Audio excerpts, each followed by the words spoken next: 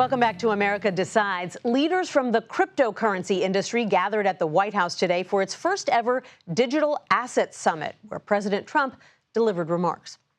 Last year, I promised to make America the Bitcoin superpower of the world and the crypto capital of the planet, and we're taking historic action to deliver on that promise. Victoria Guida joins us now. She is an economics correspondent for Politico. Victoria, so good to see you. Back in 2019, Trump bashed crypto as something, quote, whose value is highly volatile and based on thin air. What changed? Well, there is a huge group of voters here that was involved in voting for the president. There was also a lot of crypto money that went into funding the president's campaign, along with a lot of lawmakers that were just elected. And so the crypto industry has sort of convinced Washington that they're a force to be reckoned with, that they should be listened to. You had all these crypto leaders united in person at the White House today, but you recently wrote an article that dove into how fractured this industry actually is. Tell us a little bit more about that. Yeah, so when you hear the word crypto, one of the things that's very confusing about it is that people still don't entirely agree on what it's for, what it's useful for. And so if you think about Bitcoin, right, it was originally conceived of as a currency, as something that you were supposed to use to pay for things. But the way that we really talk about crypto these days is about as an investment, where it's useful to be able to invest in because the price is going to go up. And actually, that doesn't make it a very good currency. And so there is a lot of conflict about what crypto should be, what it should look like, and how decentralized it should be, because you have a coin like Bitcoin where nobody really controls it, and then you have other crypto coins that are controlled by firms, and that just leads to a lot of different interests that are pushing in a lot of different directions.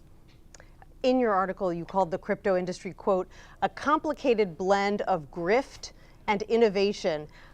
Explain why you characterized it that way and what needs to change in order to be less grift, more innovation. Well, that's sort of the question.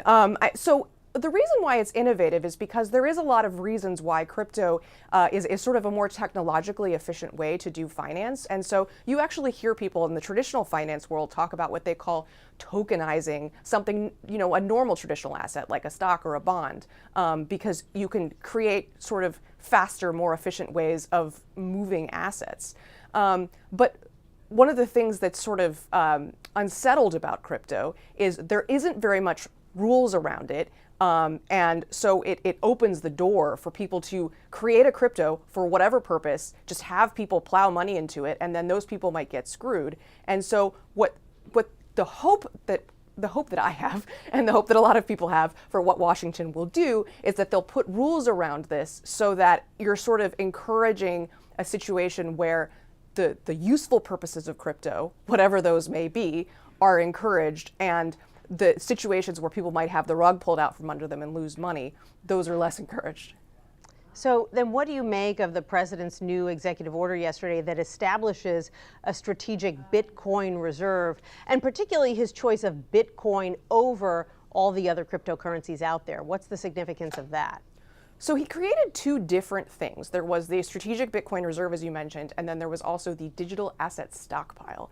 And both of these are supposed to be based on crypto assets that the government has seized, that law enforcement has seized in criminal cases. The difference is that they left open the door for the government to buy more Bitcoin.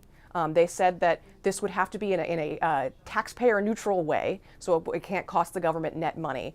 It's really unclear how exactly that would work. But they basically say that Bitcoin is fundamentally different because it is particularly decentralized, right? There's nobody who could potentially pull the strings because so many people have to be involved and to agree on the rules governing the Bitcoin framework. But in terms of what it's useful for, that's a little bit less clear. They're calling it a digital Fort Knox to sort of point to the fact that the U.S. has a huge stockpile of gold that we amassed back when there used to be a gold standard. But we don't really use that gold for anything. It is just sort of sitting there. And so it's sort of an open question what that would be for. Right. It's a brave new world. Victoria Guida, thank you so much for joining us today. Thank you.